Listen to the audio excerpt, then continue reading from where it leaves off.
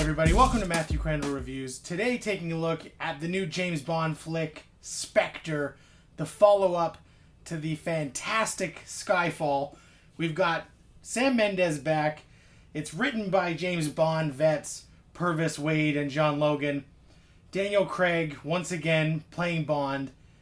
And when this movie starts, it opens with one of the best sequences of any Bond film in recent memory, in Mexico, with this great sweeping oneer that we don't cut for like 5 to 8 minutes, and it's just a really beautiful shot, well staged, great action in the opening in Mexico, and you're thinking to yourself, man, this might outdo SKYFALL and Casino Royale and be Craig's best Bond movie.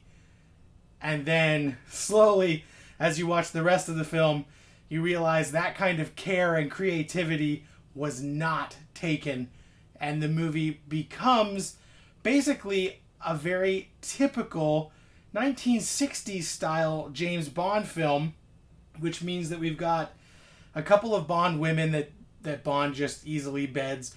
We've got an odd job like henchman in Dave Bautista's Hinks, who we never hear his name, who's just a physical brute.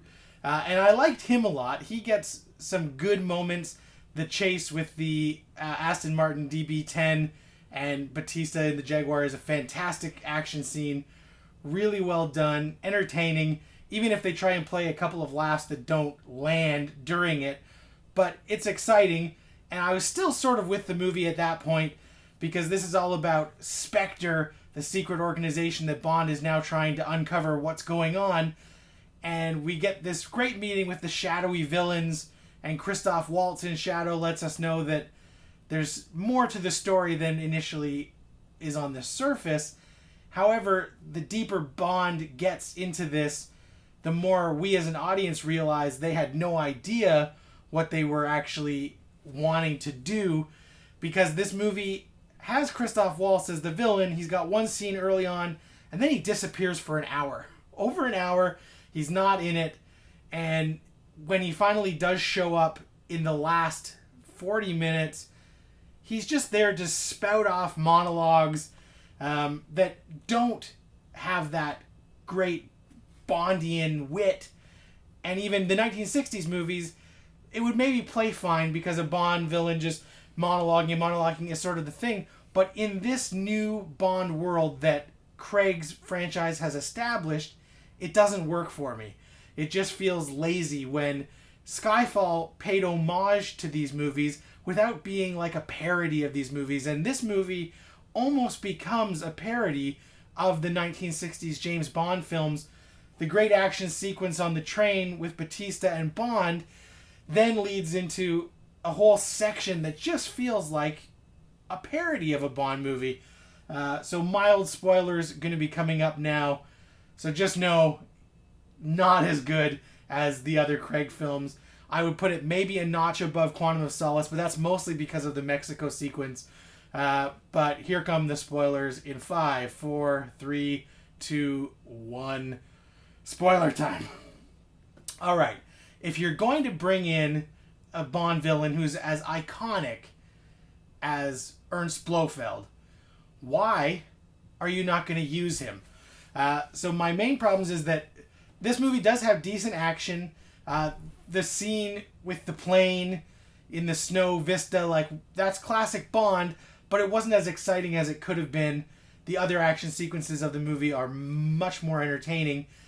And this whole plot just feels like an idiot plot. There's no rhyme or reason. Even when Waltz is giving his big monologue, I don't really understand the plan. So they're going to have access to surveillance, which has been used in a million movies of late, where everybody's going to be able to watch everybody.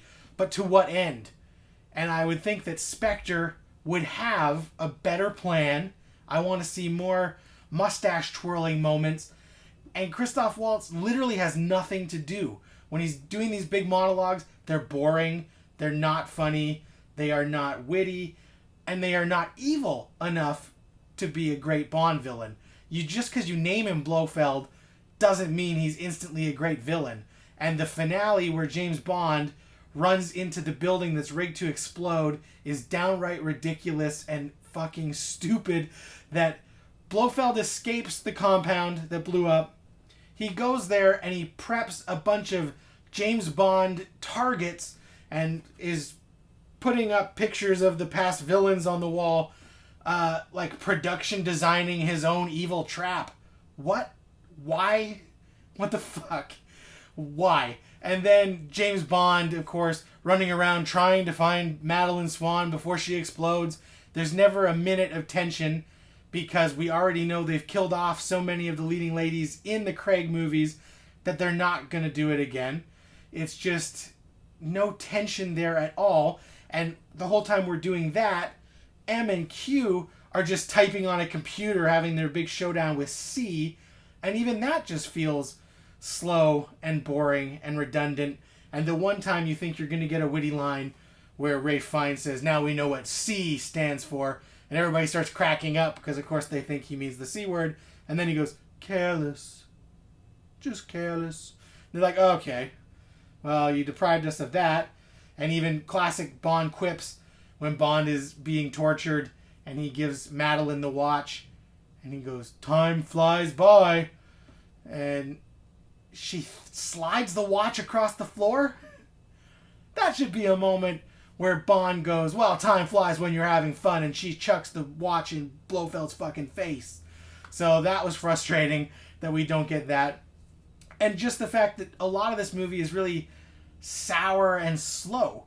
There's not much happening. I love Mr. White being back from Casino Royale and Quantum and working that in, but so much of the Blofeld was behind everything retcon is just poor storytelling. If you're going to tell me that he was the author of all of James Bond's pain, show me that he's the author of James Bond's pain. How? Why? When Q is just decoding the Spectre ring, that part was idiotic. It just reminds us of all the better villains that have been in the other Bond films that Craig has done.